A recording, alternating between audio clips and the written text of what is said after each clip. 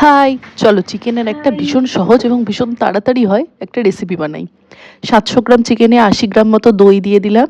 তারপরে হলুদ, লাল লঙ্কার গুঁড়ো, কাশ্মীরি লঙ্কার গুঁড়ো, পেঁয়াজ কুচি, আদা রসুন বাটা, 1 টেবিল স্পুন মতন ধনে গুঁড়ো এবং কিচেন কিং মশলা দিলাম। এর বদলে জিরে গুঁড়ো বা চিকেন মশলা দিলেও হবে।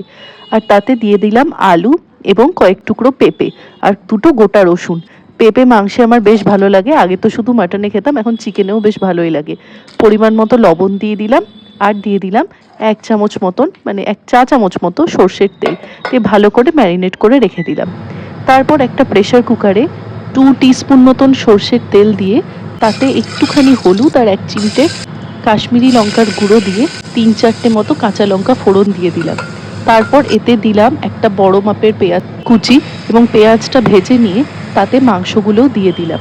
মিনিট 5 পরে এতে একটা মিডিয়াম সাইজের টমেটো কুচি করে দিয়ে দিলাম এবং 15 মিনিট মতো হাই টু মিডিয়াম ফ্লেমে এটাকে কুক হতে দিলাম। আর পরে এতে দিয়ে দেবো স্বাদ মতো লবণ, গোলমরিচের গুঁড়ো, 1 টিস্পুন মতো কসুরি মেথি এবং 1 টেবিল স্পুন মতো টমেটো কেচাপ। এটাকে স্কিপ করো না, এটা একটা পারফেক্ট ট্যাঙ্গিনেস আনে। এরপরে এতে গোটা রসুনটাও দিয়ে দেবো। এরপর প্রেশার কুকারের ঢাকনা বন্ধ করে 2টো সিটি লাগিয়ে নেব। স্টিমটা বেরোনো অবধি ওয়েট করব। দেখো মাংস খুব একটা গলে না, কিন্তু খুব সুসেদ্ধ হয়।